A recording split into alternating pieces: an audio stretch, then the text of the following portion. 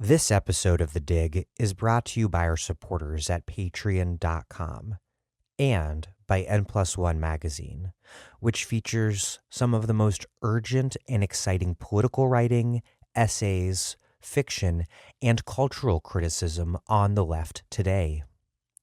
N+1's new issue, Get Help, is available in print and online and has loads of great pieces, perfect for Dig listeners like you. One that you might like is Mark Engler's Spanish for Vietnam, on the legacy of the Central American Solidarity Movement. Engler takes us to the origins of the movement in the 1980s, when, quote, tens of thousands of Americans joined together to oppose their government's policies in El Salvador. Shaped by the international human rights movement and with a strong religious component, the Solidarity Movement is often remembered as a, quote, cautious, liberal, and humanitarian-focused version of anti-interventionism. But Engler interprets it as a hopeful model for contemporary organizing efforts. As he explains, the, quote, events in El Salvador became for thousands of Americans a gateway to taking action, attending protests against the government, denouncing state propaganda, sympathizing with foreign insurgents, illegally harboring refugees that might previously have been unimaginable. This month, Dig listeners can take 25% off a year's subscription to N+1. Go to n+1.com/thedig to subscribe and enter The Dig at checkout. That's one word, The Dig. You'll get 3 issues, plus full access to the magazine's online archive and free entry to readings and events, all for less than $3 a month. That's nplusonemaG.com/thedig. Enter The Dig, one word, at checkout.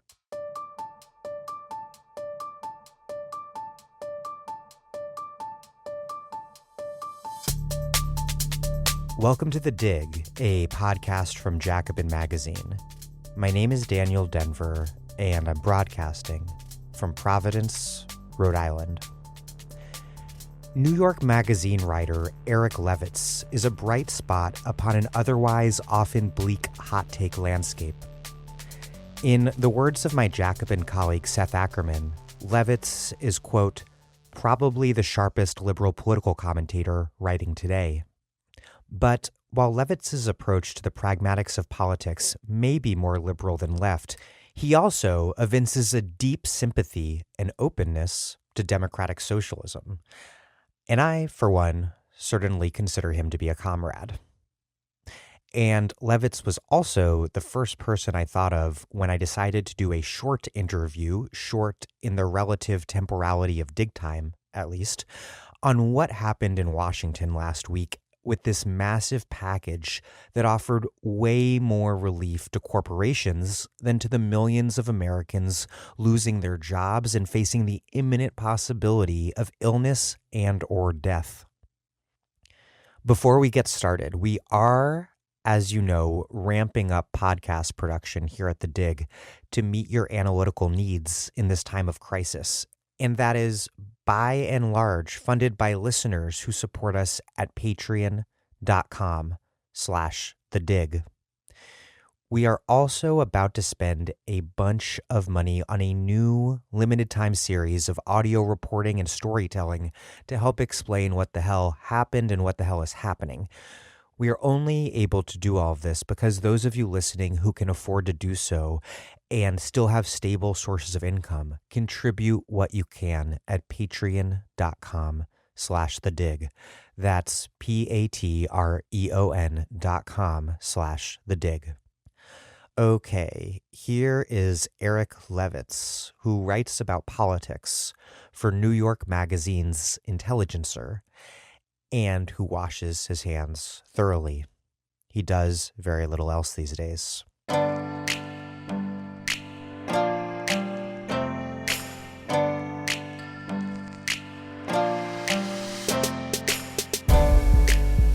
Eric Levitz, welcome back to The Dig. Yeah, great to be here. At the beginning of the week, Senate Democrats stood together and blocked the Republican rescue package because it amounted to an almost entirely unaccountable blank check to corporate America that offered very, very little to workers. They did win some concessions, but still passed legislation that amounts to just an astounding transfer of wealth, of public wealth, to capitalists. And while workers do get an important boost in unemployment benefits, that doesn't help people who were previously out of work. And then there's the one-time direct cash payment, which is obviously sorely needed, but it's woefully insufficient, just one time, not monthly, will be really slow in arriving for those who don't have direct deposit with the IRS, and even slower for those who have moved since then. And it's means tested in a really damaging way because it's based on people's prior incomes, I believe from 2018, which might not at all fit people's current economic situations in 2020. And what's more, millions of undocumented immigrants, people who create much of this country's wealth, get nothing. And I think that will lead to very serious social and economic crises down the road, though that's not receiving much attention in the media that I can see. Can you start by describing what's in this package, and then we'll get to the politics? So yeah, as you mentioned, basically I think the best thing that is in the package is these revisions to unemployment insurance. That basically the ambition from Senate Democrats, in my understanding, was to try and do 100% wage replacement, at least for middle income workers and below.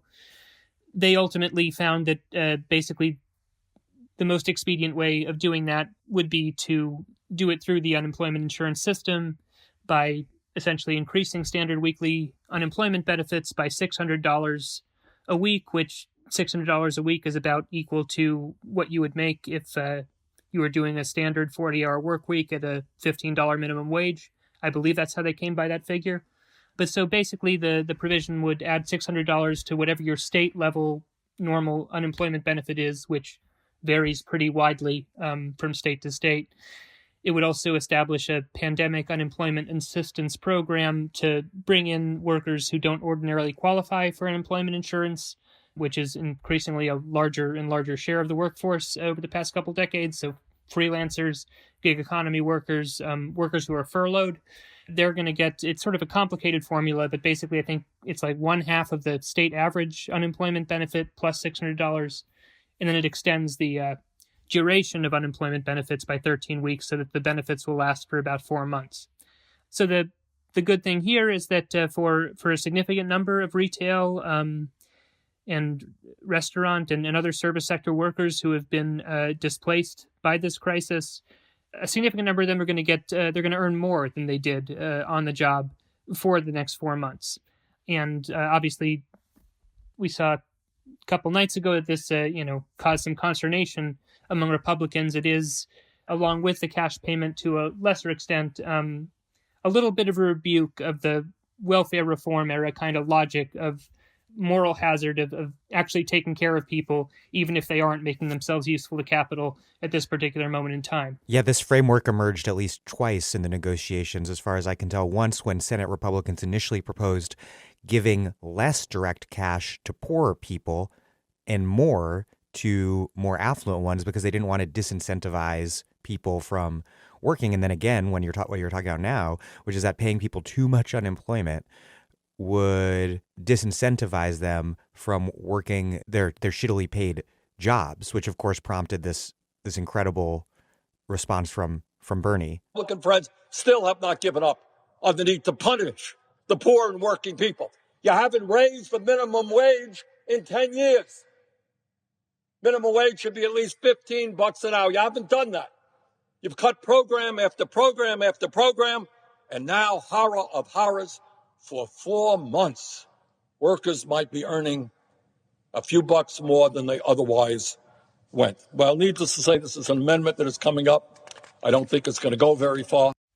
Yeah, I mean, the concern is really bizarre in terms of you don't qualify for unemployment insurance if you quit, nor if you're fired for cause. So what you're saying is that people are going to have an incentive to very carefully scheme to get themselves fired, but not for anything that is obviously shirking the duties of the job, so as to secure 4 months of slightly higher pay while not working and then thrown into complete precarity in potentially a economic depression.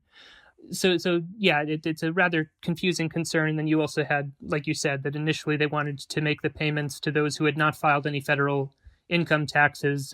Mitt Romney's famous 47%, that those people would get less than other people. You know, we are in a state of exception here, so I don't want to exaggerate the ideological breakthrough that not, denying these payments to such people represents. You did have conservatives, commentators, sort of taking exception with the cutting out the poor, in this situation where the blamelessness of workers for their plight is like made so manifest, and the source of their ineluctable fate is so easily identifiable. Ideally we can kind of broaden that insight that actually, most of the time, even if it's not a virus that is, derailing the whole economy and afflicting, us all collectively, that there are these exigent circumstances and forces that are often influencing a person's ability to work. But regardless, so that was all secured. And even if that was true, briefly, that higher government benefits would lure people out of the job market. If these jobs are so critical, as these Senate Republicans declared these jobs to be, then the response would be to raise wages for them commensurate to what would be necessary to keep them in the job. Yeah, I mean, that's another aspect of this moment that, and I'm not the first person to say this, that suggests a certain radical promise, is the way that it has highlighted whose labor is actually socially indispensable, and the discrepancy between the manifest social value of certain forms of service sector labor and the market valuation that we've attached to that work. So we're finding that a lot of marketing teams maybe are either sidelined or working at lower capacity. And we're not really suffering that much of a loss from that. It's possible that my publication might be suffering a revenue loss from that. I'm not sure. But we see that, the people who stock our grocery shelves, the people who, care for us when we're sick in hospitals, such as not just doctors, but nurses and other forms of care staff, we're getting a pretty clear illustration of how important those people, that the people who work in our warehouses and deliver our packages, are to our collective well-being. And yeah, it does seem like if we're really concerned that giving these people a living wage in terms of their unemployment benefit is going to, just cripple our economy, then perhaps we could start just paying them more on the job, especially in a context where they're putting their lives at risk. So the other provisions of the bill, you have this small business preservation program that basically you're going to extend these subsidized loans, cheap loans, to small businesses that will be entirely forgiven, at least to the extent that they're spent on payroll, employee benefits, utilities, rent, and mortgage payments, and making other debt payments. Basically everything that you need to do to just keep your business afloat. If you spend the borrowed money on that, then at the end of this process, the government's going to forgive your debt completely, so long as you do not fire any workers or cut their pay. And then if you do fire some workers, then the amount that's forgiven goes down. Generally speaking, this is a good concept. It emulates what a lot of other countries are doing in terms of trying to keep the economy kind of frozen in amber until we can get through this, so that we don't have a situation where we've lost all these we've lost all these businesses that have been functioning even on, standard market capitalist terms, have been providing services that people have valued with their dollars. And basically, yeah, you don't want to engineer mass unemployment. You don't want to have a delay in the recovery because you've got to have all these businesses retrain their workers, find new workers, find new locations to meet the resurgent demand for restaurants and all these other things. But the issue is that they only put $367 billion in that bucket, and that by all indications that I've seen is a tiny fraction of what is actually required to keep all the businesses that we say we want to keep on life support. Conservative economists such as Bush administration official Glenn Hubbard and the American Enterprise Institute's Michael Strain, who typically spends most of his time talking about how raising the minimum wage is going to cause economic collapse. These guys proposed a $1.5 trillion version of this program. So, yeah, Congress really came in very much too low, although the concept is generally good. Then there's $150 billion to help state budgets, but that also, again, good, but too small. These states right now are, obviously, their public health spending is shooting through the roof. Their Medicaid shooting through the roof. A lot of different sort of social programs while their revenue is cratering as economic activity slows.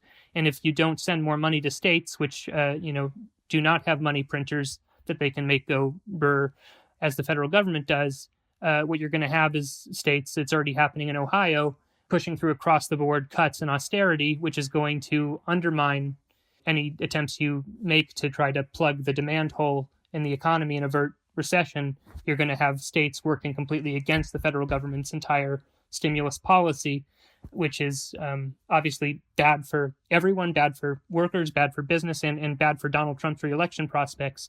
And yet something is keeping Congress and I guess specifically Congressional Republicans from spending what this crisis demands. And then finally, you've got, as you mentioned at the top, the sort of potentially most consequential bit of the bill, which is it's $500 billion for corporate bailouts of various kinds. About like $50 billion or so of that is for aiding specific industries that have been hammered sort of most by the crisis and that also have good lobbyists, such as the airlines and Boeing, defense contractors, companies that classify as important to national security. They're getting sort of direct, I think, grants. And then there's left over a $454 billion bucket of money that is kind of almost symbolic. It's basically, it's being used to backstop loans at the Federal Reserve. So the Federal Reserve, our central bank, has already started buying up corporate bonds, basically financing, lending money to corporations directly, which is unprecedented. This is sort of a brand new thing.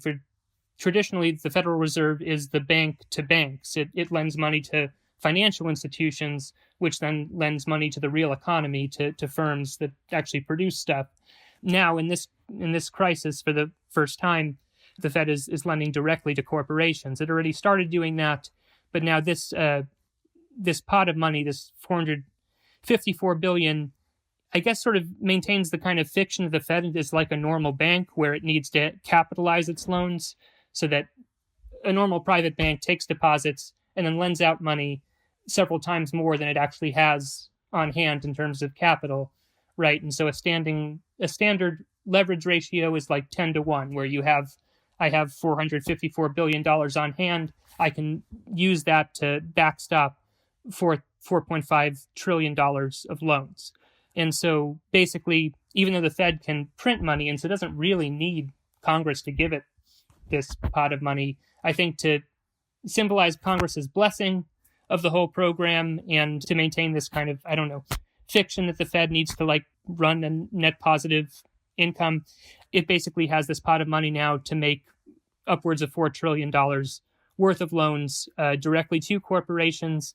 Technically, the legislation, this bucket of money is for loans not just to major corporations, but also to potentially some certain creditworthy small businesses, and then potentially to help state and local governments as well finance their debts. But Congress didn't really specify. Basically, it outsourced a very large part of the bill to Treasury Secretary Steve Mnuchin and the Federal Reserve. And though basically the central bank is going to get to decide how much of that goes to corporations, how much to states, and how much to small businesses. But the general understanding on Capitol Hill the bulk of that money is going to finance loans to corporations. I mean, for a variety of reasons, one can imagine why it would be easier for a major corporation to access Fed loans than it is, say, your neighborhood bar. Yeah.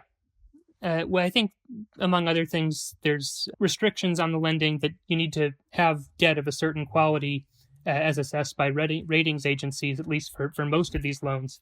And obviously, it's a lot easier for a large corporation to secure Moody's stamp of approval than it is for whatever tavern.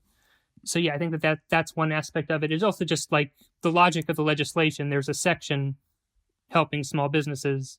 There's a section on helping states and local governments, and this is widely understood as the primary purpose of this is for funding corporations.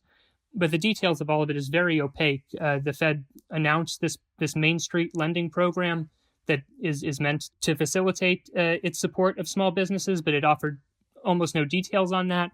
It seemed a little bit like on the day that they were going to start buying large corporate bonds, they wanted sort of cover to do that by signaling we're not ignoring small business.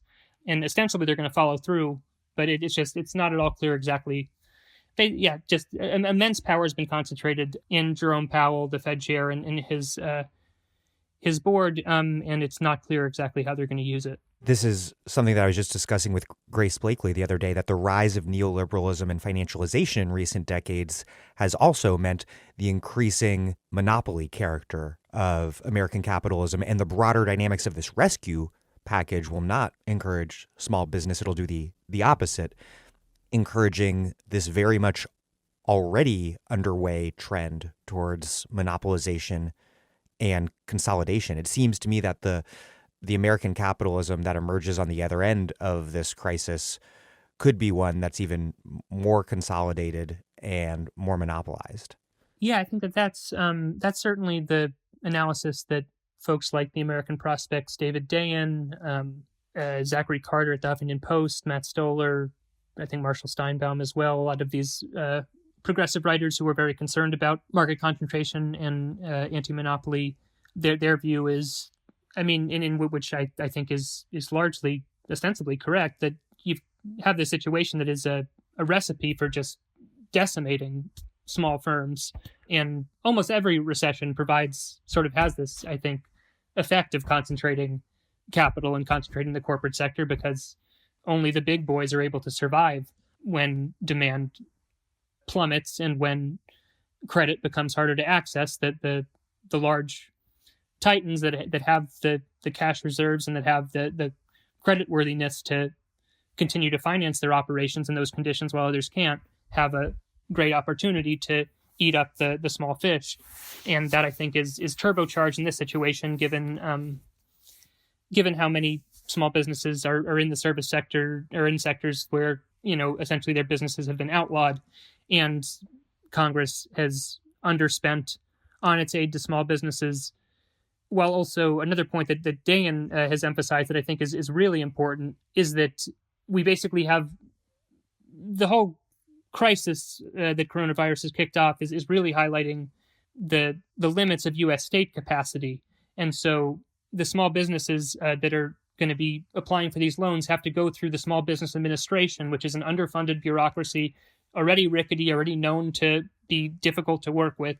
As you suggested, the individuals who are eligible for these direct cash support, it's going to be, from my understanding, those who have filed their taxes with the IRS through direct deposit, people who have signed up to have their tax rebates served to them through direct deposit, have submitted their banking information to the IRS, they will get their cash payments within a few weeks. But those are also, I'm guessing, the people most likely to need this the least. Right. So they need this the least, but even it's going to take a few weeks. The IRS, even for us people who have given our banking information to the IRS and that hasn't changed, apparently the IRS is so understaffed and underfunded, and that's going to take a few weeks itself. I guess maybe also to meet, because it needs to review these means test requirements.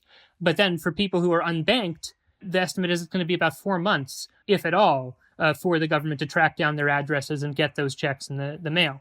Whereas the large corporations have by far, one of the most effective institutions of our government, the Federal Reserve, the central bank, this institution that has proven itself capable of essentially a significant degree of global governance. I mean, this is an institution that was able to maintain the dollar-based international financial system amid very adverse conditions after the 2008 crisis, very quickly establishing these dollar swap lines with all these other central banks all across the world to help private financial institutions throughout Europe keep good on their dollar-denominated loans. Anyway, this is a very competent institution that has already taken a wide variety of sweeping and creative measures to keep the bottom from falling out during this crisis.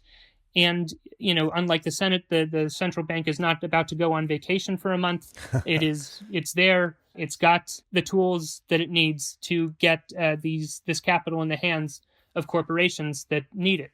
And so, I think this is that dynamic further facilitates the already existing ability of larger firms to consolidate market share in the context of a severe recession. Yeah, because the Fed is highly competent, especially by comparison to the profound incompetence of the elected branches of government. But then it raises the question, as you write, competent for what and for who?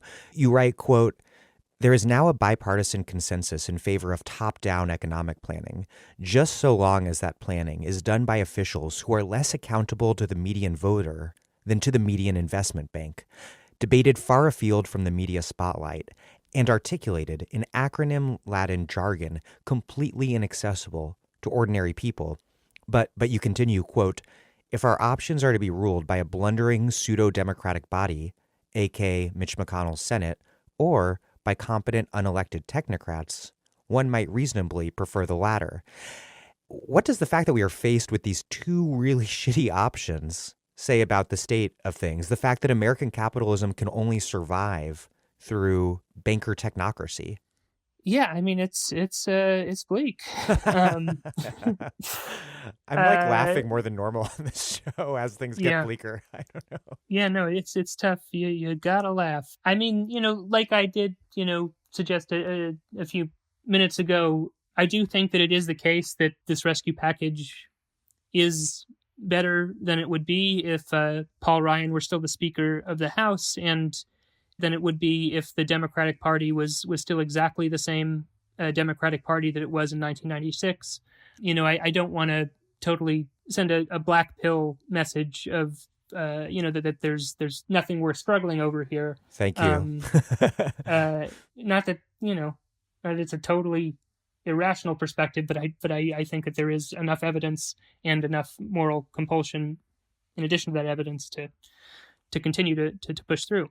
But so I guess my part of the take and part of my argument in that column that you referenced was that part of why we're in a situation where our elected branches of government are so unresponsive to popular opinion that it seems like there's not much lost transferring power to a unelected technocracy, because they're not accountable to us either, but at least they sort of kind of know what they're doing, at least in their subject area of expertise. And, they're not going to spend several days while we need to we're desperately waiting for infusions of capital and into the economy to keep people afloat, demagoguing about the vile specter of someone who didn't work much last year getting a check from the government when the entire economy has collapsed around them. But I think that part of the reason why we're in that situation is precisely because of decisions made in previous eras to depoliticize the kinds of economic policymaking that the Federal Reserve specializes in, that basically questions of control over money creation and credit provision used to be at the very center of American democratic politics and agitation. As an agrarian republic where the terms of credit, subsistence farmers, were so central to daily life and material well-being, if you are in an environment in which the monetary policy authorities are running a deflationary monetary policy where money is very rare, and so the value of a dollar is going up over time, and you're borrowing dollars to to finance your agricultural activities, and so the value of your product is going down while the value of your debts is going up. This is an environment that's absolutely ruinous, and so monetary policy and in questions of who controls the creation of credit was really central to the original populist movement in this country and to almost all radical movements in this country for the first couple centuries of our existence. But in recent years, it's just been Ron Paul. Yeah, now it's the preserve of libertarian cranks, socialists, and in more recent years, this modern monetary theory movement. But for the most part, I mean, really, monetary policy was American politics. Arguments, all those debates about silver and free silver and gold, and to a certain extent, tariff policy were about money. But yeah, since for many decades now, we've had the ideal of Fed independence and the idea that money is a purely technical issue, and that really it's actually dangerous to have this at all in the realm of democratic contestation. And I argue that basically what happened when we really tried to move questions of credit and money outside of the democratic sphere, especially in the late 70s with the stagflation crisis, that what ended up happening was basically you deregulated finance so that Congress wouldn't have to adjudicate the supply of credit, and you had Paul Volcker use the independence of the Fed and use sort of the obscuring language of monetarism to push through basically a policy of bringing back in price stability via decimating the labor movement and via suppressing the ability of American workers to demand the wage levels that they had gotten used to at that point. And so not exactly a coincidence that the removal of monetary policy from democratic contestation coincides with the rise of finance. Not a coincidence at all. And I would submit that a lot of other things have been happening the past few decades, but I would submit that the financialization of the economy, the decline of the trade union movement that's inextricable from that these things have played a pretty major role in giving us the Congress that we have and giving us the state capacity or lack thereof that we now have to confront this virus with. Returning to the politics of the last week, what did Democrats win in the final bill that wasn't initially on the table? And do you think, given how shitty this legislation still ended up being, that they could have won and fought for more, both in terms of shaping and curbing the corporate bailout and also in terms of providing more substantial and long-term support to workers? And then lastly, in your view, did the resurgent left, you referenced that this is a different Democratic Party than 1996, as underwhelming and troubling as it still might be.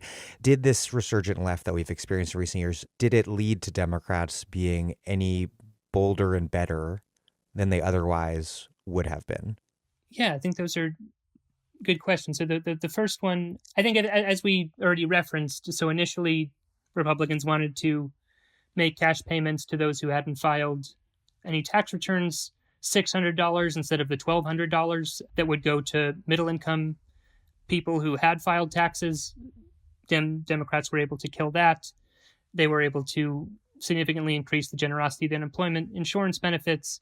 As for the pot of money that's going to corporations through the Fed, last I saw, they were able to get that any corporation that does accept public credit through this program needs to maintain 90% of its workforce for the next 6 months, I believe. There's some limits on executive compensation also during that time and on share buybacks. The language in places is a little bit Weasley, and so I'm not 100%. I'm still trying to figure out exactly the degree to which there are some requirements that Mnuchin can potentially lift, though it might be possible to contest him lifting the provision if basically, I think there's like language like unless it's like absolutely necessary for like the corporation to survive financially, it cannot do X.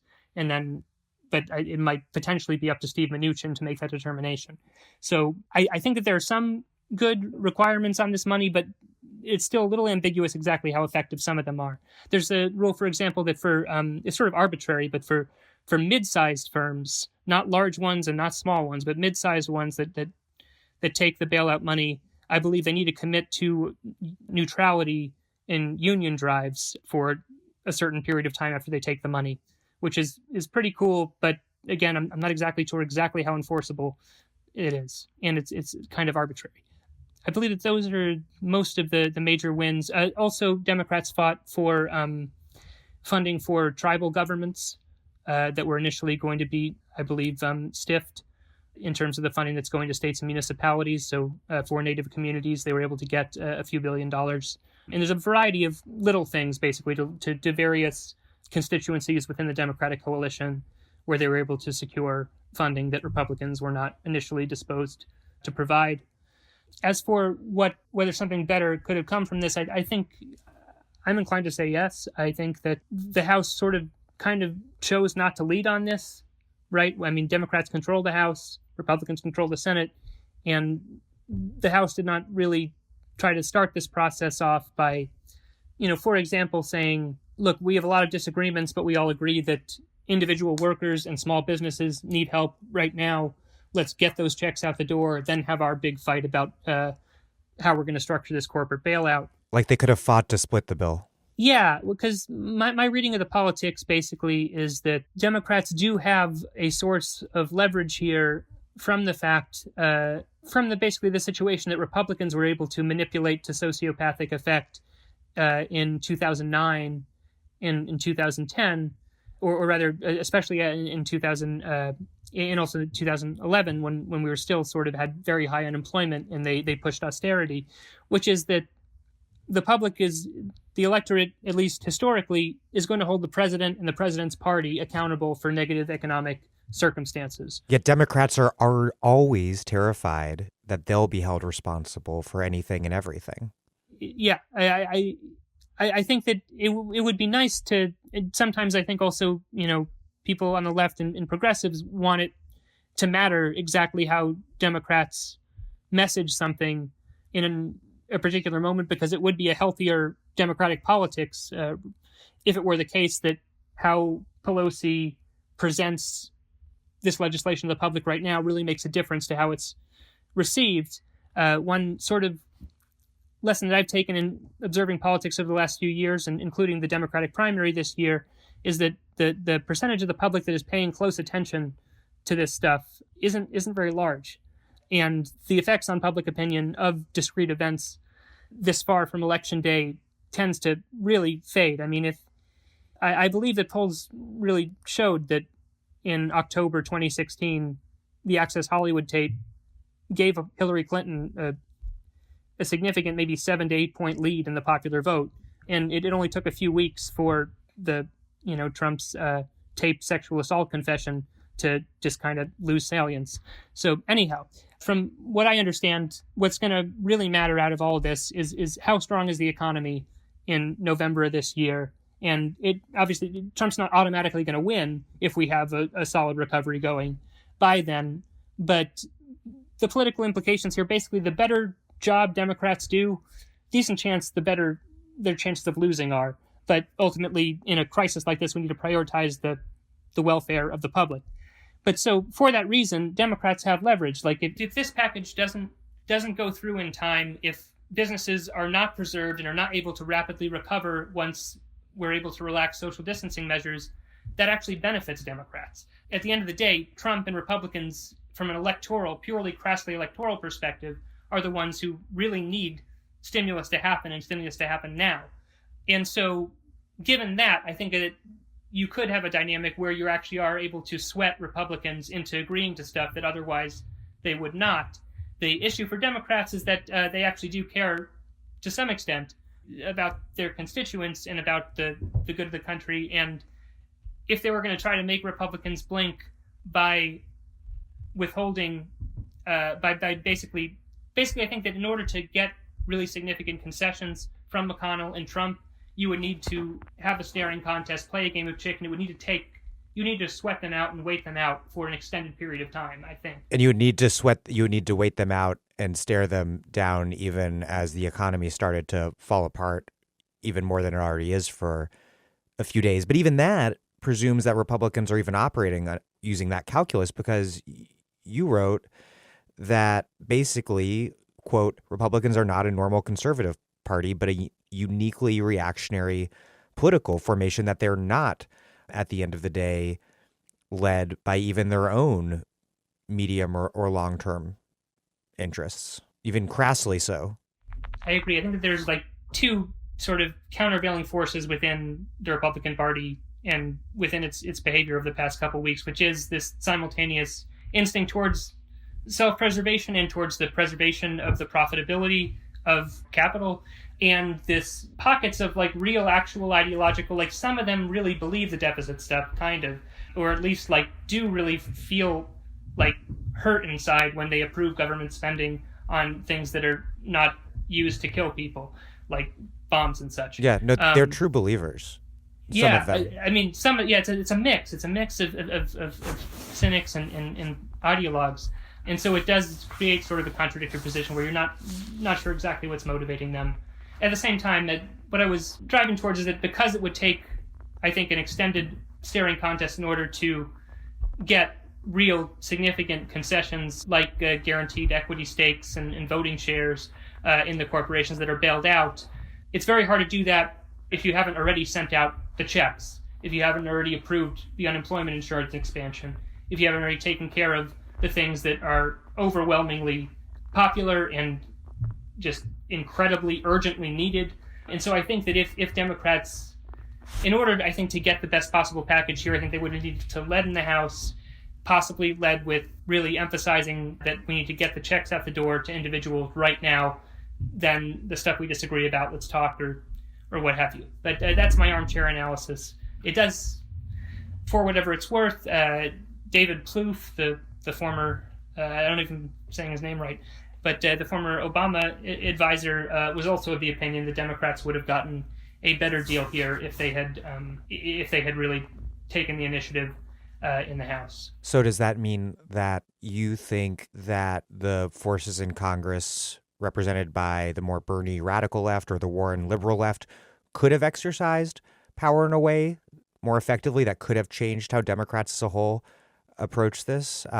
That was a perspective that I think was expressed by Matt Stoller, who is not exactly an ultra-leftist, and I should add, has not exactly endeared himself to a lot of people recently by insisting that it's correct to call this the China flu. But he thinks that that left-leaning senators should have voted no. I can see the argument. I don't think that at the point where Stoller was really dispirited, I don't know. It doesn't like that. It would have been 94-2 then if Warren and Sanders voted against it. I don't know what that would have really accomplished at that point in the process. As far as whether they could have done more to shape the legislation early on or shape more precisely legislative strategy, I'm not in a position really to say exactly the degree to which they have the ability to influence leadership and the degree to which they did try to. So I don't know that I can say. Earlier this week, you wrote about the danger of a false balance in the media, which is, of course, a longstanding problem, but perhaps particularly dangerous right now. You wrote, quote, "The mainstream press has attributed the Senate's inaction to Washington infighting or else to Democratic intransience. But Chuck Schumer's caucus didn't vote down the Republican bill over some minor detail, or because it insisted on dictating the left's preferences on an issue that genuinely divides blue and red America. Rather, the key sticking point is that the GOP bill would empower the Trump administration to dole out $500 billion in bailout money to corporations of its own choosing, without forbidding bailout firms from laying off their workers." I think I'm one of the only people under 40 and one of the only socialists to get the print New York Times every day and probably the only socialist under 40 to get the New York Times in print every day. But their headlines in particular have been infuriating me all week for precisely this reason. Why is it that the media is so reflexively committed to this he said, she said political reporting? And do you agree that this poses particular dangers right now, given how high stakes it is, how Trump is perceived by the public in the run-up to November?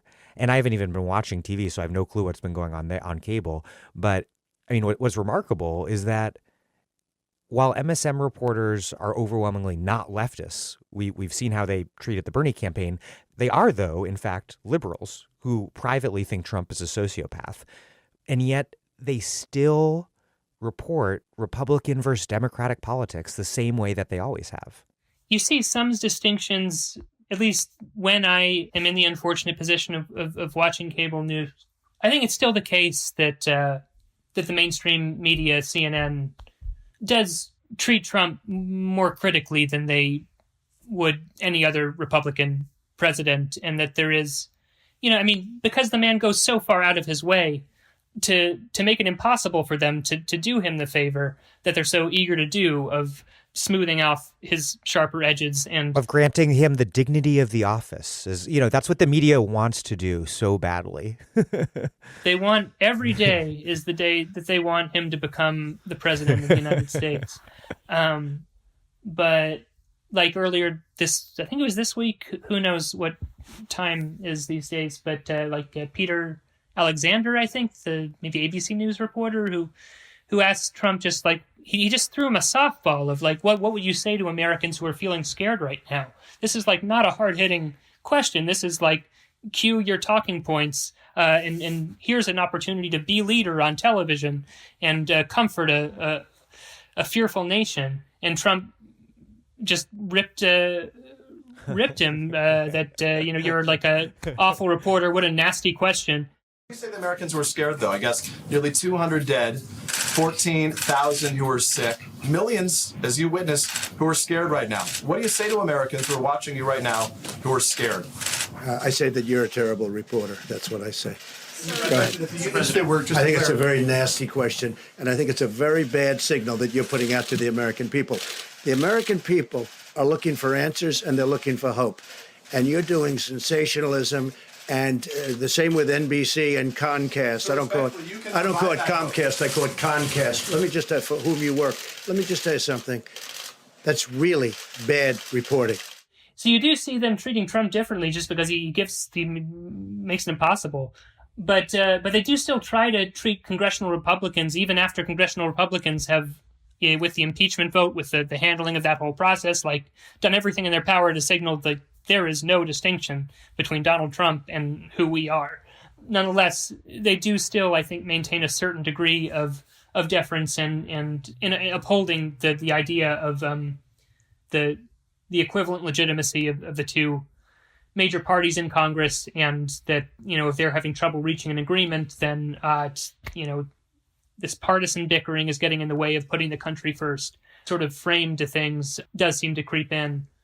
And I'm not sure, I think there's, can have a long conversation about why that is the way that it is in terms of the business model, of the establishment press starting in the mid 20th century when you started having advertisers, large retailers that, they want to get their ads in front of Democrats and Republicans alike, and newspapers realize this, and so you have sort of the dissolving of the partisan press and papers like the Times that establish this view from nowhere so as to be able to appeal to as wide a readership as possible so that they can get the financing of companies that want to sell their products to people across the political divide, and that this creates this base creates a superstructure of norms about that it actually becomes an ideology that people really believe in. That this is so it doesn't have to be, and this is very important because this is where people scold Bernie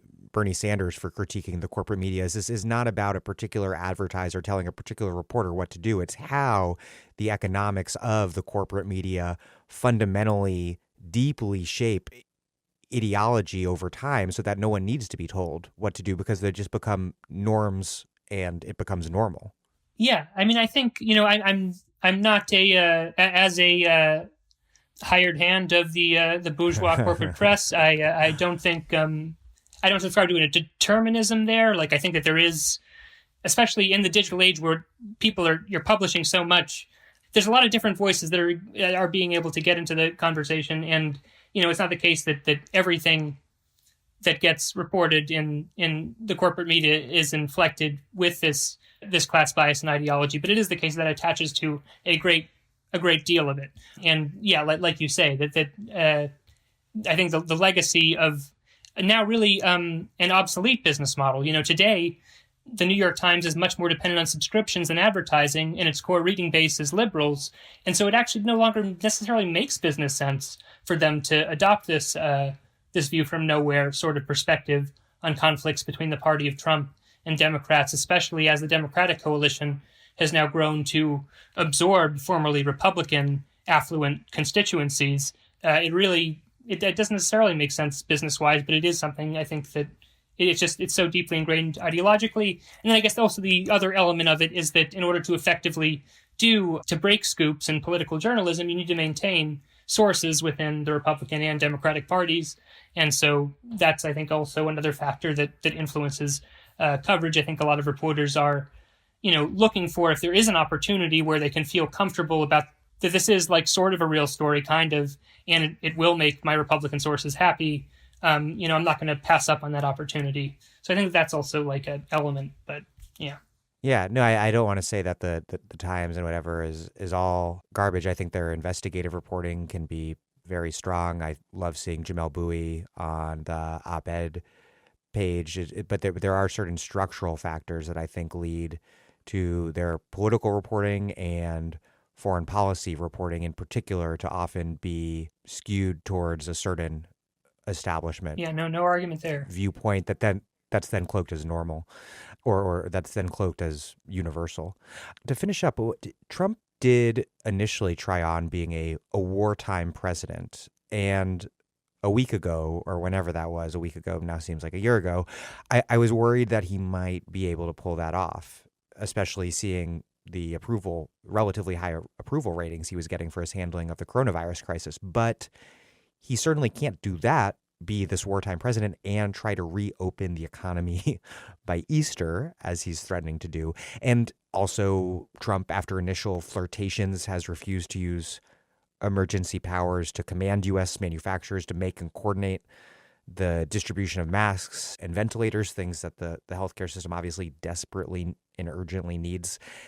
How do you think that this will play out politically if we continue to see deaths skyrocket in coming weeks, especially if Trump tries to reopen the economy? Will he pay a price, or is that an open question? If it is an open question, how can we ensure that he does pay a price?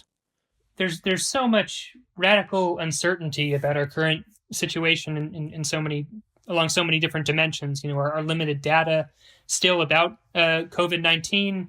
A lot of ambiguity about whether it looks like there is like a little bit of a second wave of cases happening in some places that were real success stories and have since started reopening. I think there's been a flurry of new cases in Wuhan. And so, the question of whether or not we're going to be able to at all emulate what they've done in South Korea and Singapore, except at a higher toll and, after a longer period of lockdown, is a real big open question. And then there's the perennial ability of Donald Trump to embarrass to shoot people in the middle of Fifth Avenue. Yes, to embarrass his doomsayers in the media. So, those two things make me reluctant to say anything with much confidence. So first on the point that you were making, Trump, as is so often the case, if you squint, you can kind of see a Machiavellian logic there, if you want to, in terms of like, does he really want to open the economy back up in early April and risk, creating mass death just when we're about to sort of maybe finally bend the curve? Or does he want to create a situation where, I wanted to open up the economy, but these blue state governors didn't let me, and don't blame me for what's happening to the economy now. I whether he's trying to seed a message of deflecting blame or whatever. Right. There's also been sort of indications of, this is like a blue state globalist problem. It's hurting these urban cities that, have allowed too much immigration and movement between borders, and look what it's done to them. But then you see things like today, it's not just New York that the administration is picking on, but at least according to the governor of Michigan, Democratic Governor Gretchen Whitmer, who Trump has publicly complained about, this, uppity lady governor. I mean, Mike Pence, I don't think he sleeps anymore. These are people that should be appreciated. He calls all the governors. I tell him, I'm a different type of person. I say, Mike, don't call the governor of Washington. You're wasting your time with him. Don't call the woman in Michigan. It doesn't make any difference what happens. The governor of Washington? No, you know what I say? If they don't treat you right, I don't call. But Whitmer said today that companies are refusing to supply equipment to Michigan specifically, or that the administration has intervened to block equipment getting there. And this is Michigan is a swing state and is a pivotal battleground state for Trump's reelection strategy. And so if he's screwing with it out of personal pique at this governor, then I think it reinforces my general sense with Trump, which is that most of what looks like maybe political strategy is just, a pathological personalities lashing out instinctively, just paranoid narcissism. Yeah. So, there's obviously some strategy, but there's a lot of just paranoid narcissism and just really myopic moment-to-moment attempts to, I think, alleviate narcissistic injury, just change what's on my cable news channel right now to something that makes me feel better about myself tonight. Who cares what's going to happen after that? Which is kind of what characterized his early response to the virus when he was acting, as though Mitch McConnell could just have Senate Republicans vote to make the coronavirus go away, like they did with like they did with impeachment, where he was denying the existence of this thing that clearly he wasn't going to be able to continue denying the existence of. Yeah, he's bored of coronavirus, and yet every single channel that he changes his television to is still playing the coronavirus show. Yeah, no, he wants to be talking about, whatever, invent a new caravan, all sorts of things that he would be having fun with if this thing wasn't getting in. This does really get in the way of their being able to just flood the media with both real and manufactured anti-Biden stories. No one really gives a crap about Hunter Biden right now. This is really inconvenient for Trump. In that respect, as far as the approval rating, we are seeing these very, on the surface, baffling poll results where a Fox News poll found that over 50% of the public said that the federal government, waited too long to start taking action against coronavirus, that they botched it, basically, while almost the exact same number, a majority, including a quarter of Democratic voters, approve of the way Trump is handling the coronavirus crisis. And you're seeing Trump's overall approval rating getting back into highs for his presidency. At the same time, though, if you look to other countries, almost every country that's been afflicted by the coronavirus, their leaders are seeing much larger bumps in approval, that it looks like there is this rally around the flag effect, that in a time of acute crisis, a significant percentage of voters are inclined to, almost as a wishful sort of approval, that if I line up behind the leader and if I say that I approve, then maybe this is all going to work out okay, because I want success from the people who are in charge right now very much. Yeah, because having faith in one's president is having faith in one's own future for a lot of people, however misplaced that faith might be. Exactly. So from what I understand from the poli-sci literature, this effect tends to fade if things get significantly worse, which they appear almost guaranteed to. So if I had to guess, I would say that things are going to get much worse for Trump politically once the effects of this explosion of unemployment begins to be felt, and once the effects of the U.S. states' almost unique among developed countries inability to cushion the blow for its working people from the economic crisis because of its lack of state capacity, because of its allergy to social insurance. I don't think it's going to work out very well for him. But, he's got a certain serendipity, and there are epidemiological scenarios right now where we actually are able to, through a combination of the lockdowns that we put in place and potentially through our low density and socially atomized society, that maybe we are able to wrap this up, or get a handle at least the first wave of the virus by May, and maybe then you're able to get a little bit of catch-up growth late in the year, and maybe that propels him to victory. Obviously Biden has his liabilities, so I don't know. I'm not digging Trump's grave at this point, literal or figurative, but I would say that I would put his odds of re-election lower than I would have in late January, certainly, but a lot remains to be seen. What do you see as the next round of fights in Washington, and how then the left should approach them, especially given the weird animated state of the presidential campaign, with Bernie still in the race and still very much trying to use his platform and, I hope, mobilize the infrastructure of his campaign towards movement ends, but almost definitely not going to win, while Biden, the presumed nominee, just seems more catastrophic and insufficient to the moment every day. I mean, I think that two things that come to mind are, one, there's a lot of industries that, you saw some reporting on, like the cruise ship industry, which is worried that it's not going to be able to access the Fed's pot of money specifically because these cruise ship companies, even though they operate mostly in the American market, organize themselves such that they pay that they're technically registered in foreign countries and pay no taxes to the U.S. government, and they're worried that this is going to cause the U.S. government to discriminate against them in the bailout program, and so they want new language added to the legislation to fix this problem, which is not a problem in the estimation of almost anyone who isn't paid by the cruise ship industry to say it's a problem.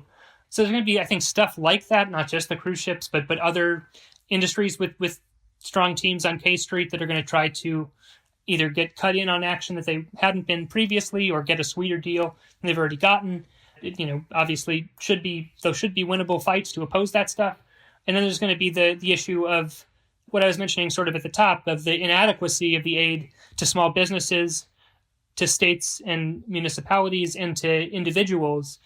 I think that's going to be felt in the weeks to come if the forecasts that we have are remotely accurate. If we start seeing between 20 and 30% unemployment, I think that the reality that those checks are going to take months to get to the people, and that the Small Business Administration cannot possibly service all of the small businesses that merit aid based on the government's criteria, that these things are going to create a demand for another round of legislation. And I think that the case here is so obviously strong. You're seeing conservative, center-right to center-left governments, no matter where they fall on that spectrum across Europe, have done much more ambitious things in terms of trying to keep everybody whole for the duration of the crisis than the United States has. And so it's a very easy case to make. And I do think that now that some relief has gone out, that progressives and Democrats are in a position to exploit their leverage as the opposition party, as the party that is basically just begging Republicans to do what is in their own political interest, and to take by taking care of ordinary people who supply the economy with the demand that it needs to survive and to grow. I think that there's no excuse to not being really assertive, creative, and aggressive with the demands for the next round of legislation, which I think is going to be needed before the Senate ends its spring break on April 20th. But at the very least, when they come back tanned, rested, and ready, the left needs to be ready, I think, to push some maximal demands. Well, Eric Levitz, thank you very much. Yeah, thank you.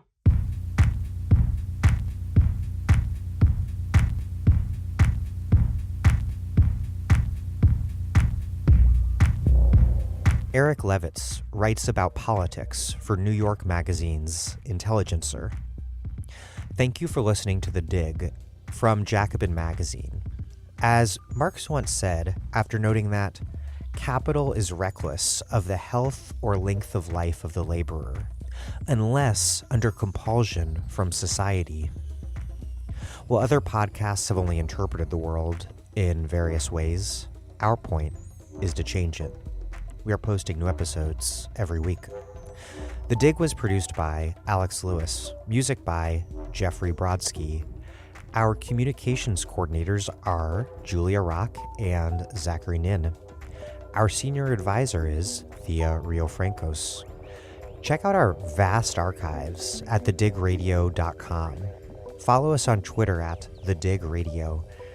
And please do find us wherever you subscribe to podcasts and leave us a review, preferably a nice one.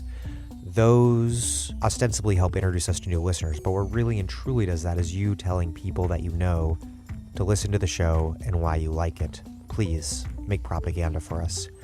And do, last but not least, find us at patreon.com/thedig and make a monthly contribution to help keep this operation up and running strong. Even a few bucks is huge.